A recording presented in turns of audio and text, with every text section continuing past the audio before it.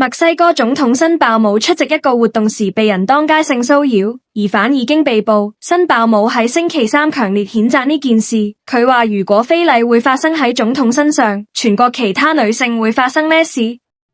係難以想象嘅。